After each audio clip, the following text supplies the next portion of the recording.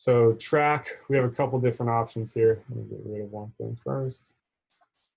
So we have path and we have track. So path is just the 3D projection of the travel of the putter. So if there was a shadow, if you had an overhead light coming straight down, it would be that 3D projection of the putter head itself.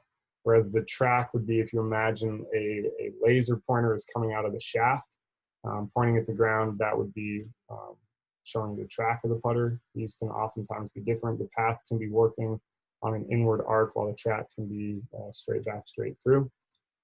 Within this, there are a lot of different features. We saw that we already have the face track, so I can see what the face is relative to the path. I can scroll and change how frequently I want to see that data. And we can make it really colorful if we want to. So that's a nice one.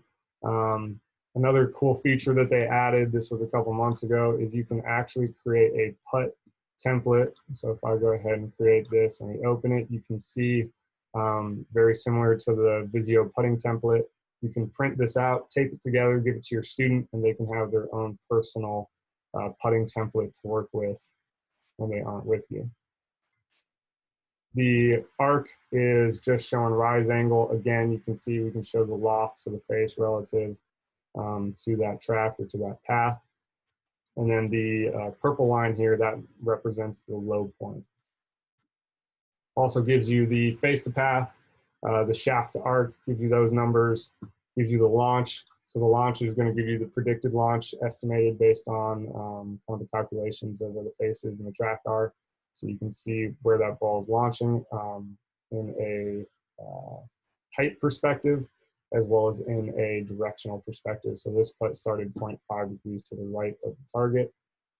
Energy loss, this is where the moment of inertia piece comes in. This is a cool feature that they have that I know isn't on any other software that I've ever seen, but it actually measures or can calculate what the potential energy loss would have been for a given putt.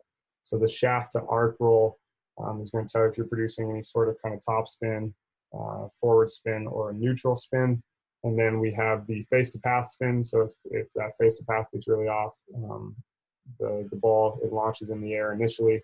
And if it's going to be kind of having any side spin or cut spin, and then torque, any mishits on the putter, it's going to tell you what that potential torque is. So for this player, loss of 8.6%, meaning this putt could have gone 8% further than it did. Anything under 10% is pretty good.